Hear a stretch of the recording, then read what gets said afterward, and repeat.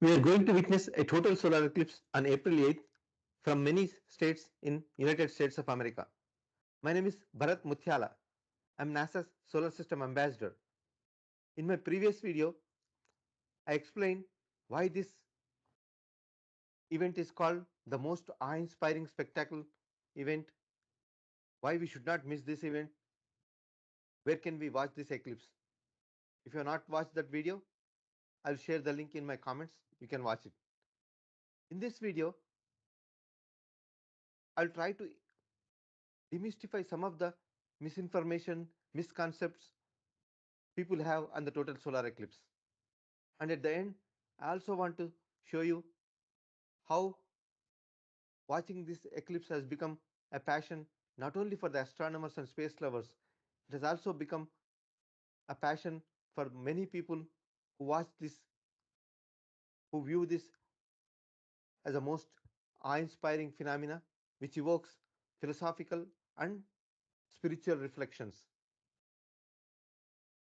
In ancient times, when the people who don't know about the solar system, how the planets move around the sun, for them, the sudden disappearance of the sun in the sky has created some fears. Is it a warning from the god that something going bad is going to happen? His sun is becoming weak. His sun is dying. These are all the fears they have. So from those fears, those myths and stories, customs have developed. And those traditions and customs transform and passed on to the generation to the next generation. Various cultures had their own myths and stories which explains the sudden disappearance of the sun in the sky. Like ancient Chinese, they believe that a huge monster dragon is eating the sun. So the people, they want to scare the dragon, so they make a lot of noise and beat the drums. And with that, the dragon leaves the sun back into the sky. Ancient Indians have their own stories. As per the story or the myth, there used to be a demon called Rahu. He want to take revenge on the sun and moon whenever he sees sun and moon. So he tries to swallow the sun or moon.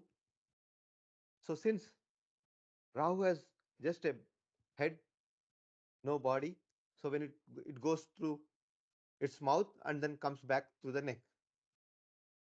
So for the people, the ancient Indian people, they were thinking the sun has died that time and then reborn again. So as per the Hindu traditions, if somebody dies in the family, what will they do? They throw away whatever the food they cook, take shower and recook again and to eat. So this tradition is passed on to the generations. In 5th century AD, an ancient Indian astronomer, Aryabhatta, he gave a reasoning why suddenly sun is disappearing in the sky.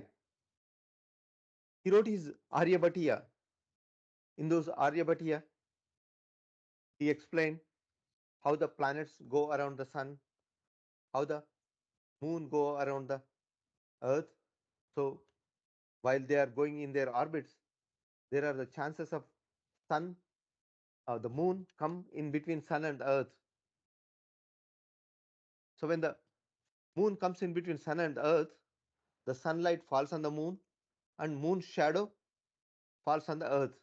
So it casts the shadow and it falls on the earth. So the people who are on the earth, who are under the shadow, they cannot see the sun for a few minutes. That's called the total solar eclipse.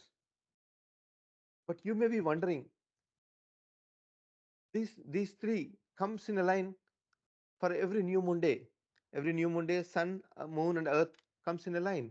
So why can't we have a solar eclipse on an every new moon day? So there is an explanation. So sometimes when moon goes around the sun, the shadow will always not falls on the earth. Sometimes it will go above in the sky like this. Sometimes it go below in the sky. So the shadow won't reach the earth. Very few times the shadow actually reaches the earth. That's where we have chances of solar eclipse. But why is this happening? Because of these orbits. You see those orbits, the earth going around the sun is called an one orbit. That orbital plane and the moon going around the earth as another orbital plane. Those are not parallel like this. If they are parallel, we always have a solar eclipse and a new moon day, Amavasya day. But they are just 5 degrees tilted. So because of that tilt, it is not happening on every new moon day. So because of the tilt, you will see those 2 points, it's intersecting. Those 2 points are called the ascending and descending nodes. And Aryabhatta found this, and then he gave the names also for these 2 points, which are Rahu and Ketu. So we are already familiar with Rahu. So the Rahu Ketu names he gave. So whenever these three comes in a line at those points, at Rahu or Ketu, those imaginary points, we have chances of solar eclipse or lunar eclipse happening. So now we know how the eclipses are forming. It's not because of sun becoming weak or dying. We know sun is going to live for 5 more billion years. And nowhere in our Vedas and Vedangas it was written sun is becoming weak or dying. It's all at that time we don't know how the sun was disappeared. So they gave that explanation. But after Aryabhatta gave this explanation, we now know that it's because of the motions, because of the shadow of the moon, which comes in between sun and earth. We have this solar eclipse. Later, Bhaskara, Varahamihira, all those Indian astronomers came and then they calculated exactly when is going to solar eclipse or lunar eclipse is going to happen. And they gave a very good explanation how this phenomena is happening. Coming to modern era, we have other misconceptions. Like for 40 or 50 years back, we don't have eclipse glasses like these glasses. So at that time, if you want to watch the sun, people used to use those X-ray films stacked, which is not 100% safe. So we have to use always these type of eclipse glasses. So in 1980, there was a total solar eclipse in which passed southern parts of India. So I was in Hyderabad. So it passed from this Goa, it entered Karnataka and then Hyderabad, and then it almost passed near Diamond Harbor in Calcutta. So at that time, since we don't have eclipse glasses, eye doctors warned not to look at the sun, and then government also warned not to come out. And then it's almost like a curfew or a lockdown for several hours. So the main misconception was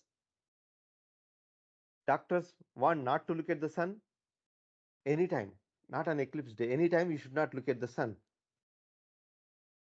But people were thinking we should not look at the sun or we should not come out. Compared to this,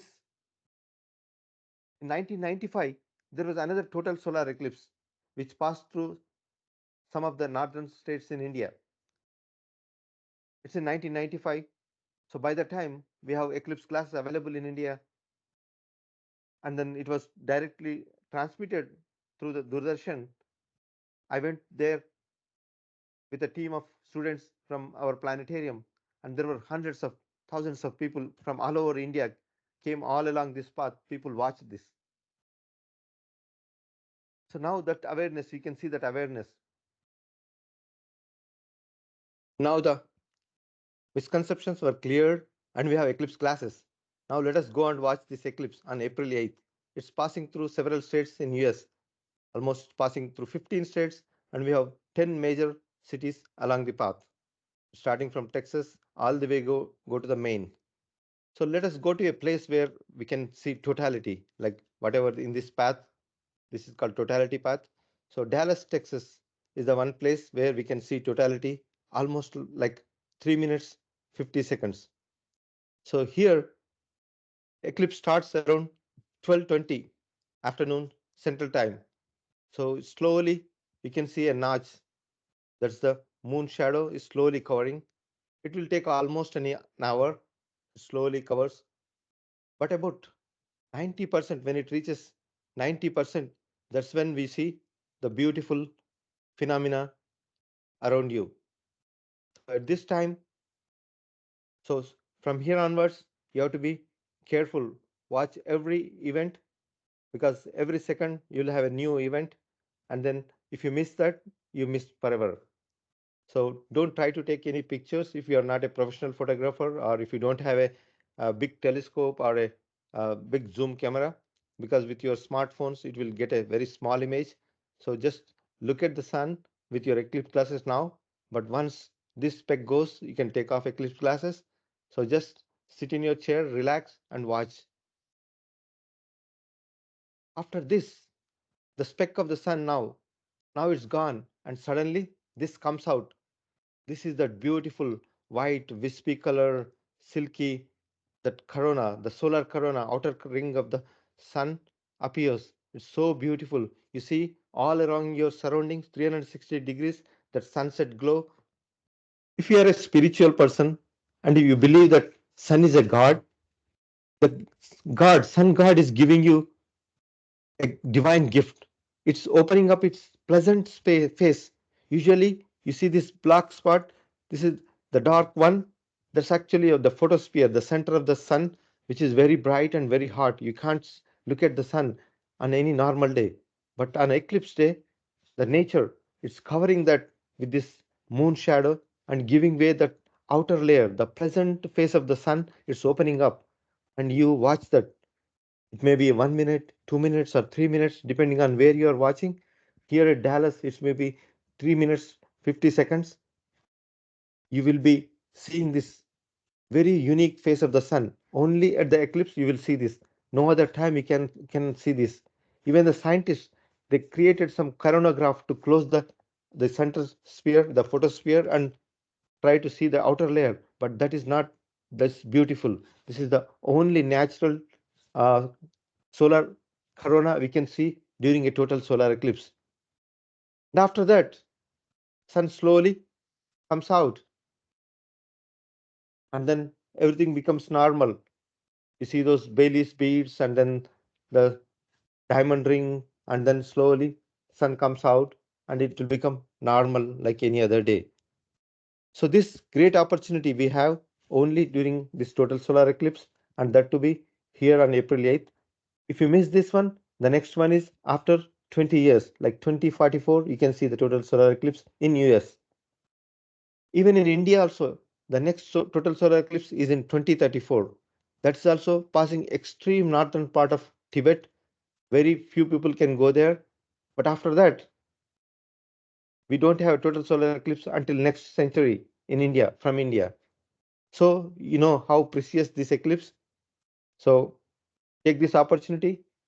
You can invite your friends and relatives from India and then watch. So it's a great opportunity. So if you like this video, please like it and share it. Thank you.